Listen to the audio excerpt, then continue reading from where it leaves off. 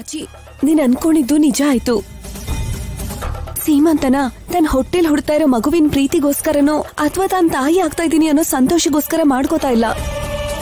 ನೀನ್ ಮೇಲಿರೋ ದ್ವೇಷಕ್ಕೋಸ್ಕರ ಮಾಡ್ಕೋತಿದ್ದಾಳೆ. ಅವಳು ನಿನ್ನ ಸಿಗಾಕ್ಸ್ಬೇಕು ಅನ್ನೋ ಪ್ಲಾನ್ ಇಂದಾನೆ ಮಾಡ್ತಿದ್ದಾಳೆ. ನನಗ್ ಗೊತ್ತು ಆದ್ಯ, ಅವಳಗ್ ಮಗು ಮೇಲೆ ಪ್ರೀತಿನೂ ಇಲ್ಲ, ಏನೂ ಇಲ್ಲ. ಹೌದು ರಾಜಿ, ತುಂಬಾ ದೊಡ್ಡ ಸ್ಕೆಚೇ ಮಾಡಿದಾಳೆ. ನೋಡು, ಈ ವಿಡಿಯೋ ನೋಡು. ಇಲ್ಲಿಟ್ಟಿರೋ ಸ್ವೀಟ್ಸ್ಗೆಲ್ಲ ವಿಷ ಬೆರೆಸ್ತೀನಿ. ನಿಮ್ಮೆಲ್ಲರ ಜೊತೆ ಅವಳು ನನಗೆ ಸ್ವೀಟ್ಸ್ ತಿನ್ನಿಸ್ತಾಳೆ. ಎಲ್ಲರೂ ನೋಡ್ತಾರೆ.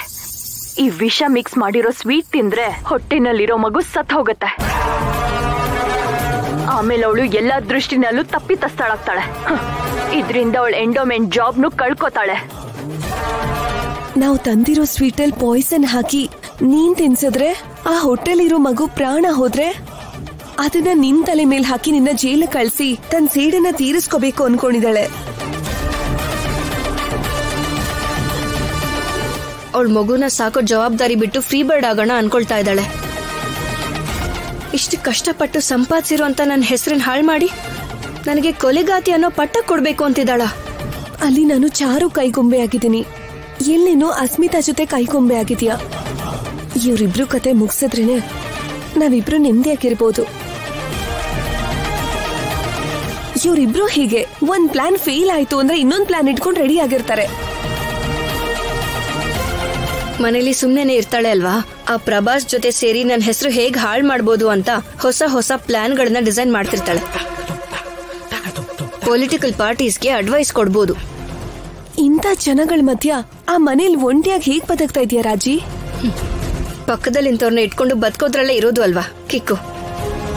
ಏನೋ ಅನ್ಕೊಂಡೆ, ಆದ್ರೆ ಅವಳ ಮುಖನ ನೋಡ್ತಾ ಇದ್ರೆ ದಿವ್ಯ ನೋಡ್ದ ಹಾಗೆ ಆಗ್ತಾ ಇದೆ ರಾಜಿ. ಒಂದ್ಸಲ ನೋಡಿರೋ ನೀನೇ ಹೀಗೆ ಹೇಳ್ತಿದ್ರೆ ದಿನಾ ಬೆಳಗ್ಗೆ ಎದ್ಮೇಲೆ ಅವಳ ಮುಖನೇ ನಾನ್ ನೋಡ್ಬೇಕು. ನಾನೇನ್ ಮಾಡ್ಲಿ? ಇವಾಗ ಏನ್ ಮಾಡೋದು ನಾವು? ಈ ವಿಡಿಯೋನ ಎಲ್ಲರಿಗೂ ತೋರಿಸಿ ಅವಳ ಮುಖವಾಡ ಕಳ್ಸೋಣ? ಅಯ್ಯೋ ಬೇಡ ಆದ್ಯ. ಅಂದ್ರೆ ಬಿಟ್ಬಿಡೋಣ?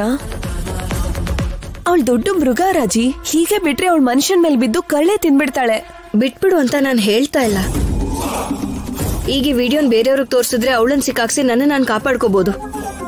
ಆದ್ರೆ ಅವಳ ಹೊಟ್ಟೆಲ್ ಬೆಳೀತಾ ಇರೋ ಮಗುನ ಯಾರು ಕಾಪಾಡಕ್ಕಾಗತ್ತೆ ಹೇಳು? ಇವತ್ತಲ್ದೆ ಹೋದ್ರು ಮುಂದೆ ಒಂದಿನ ಆ ಮಗುನ್ ಖಂಡಿತವಾಗ್ಲೂ ಸಾಯಿಸ್ತಾಳೆ. ಮಗು ವಿಷಯದಲ್ಲಿ ಏನಾದ್ರೂ ತಪ್ಪು ಮಾಡ್ದೆ ಅಂತ ಗೊತ್ತಾಯ್ತು ಅಂದ್ರೆ ಸ್ಟೂಡೆಂಟ್ಸ್ ಹತ್ರನೇ ಹೊಡಿಸ್ತೀನಿ ಅಂತ ವಾರ್ನಿಂಗ್ ಕೊಟ್ಟಿದ್ದೀನಿ.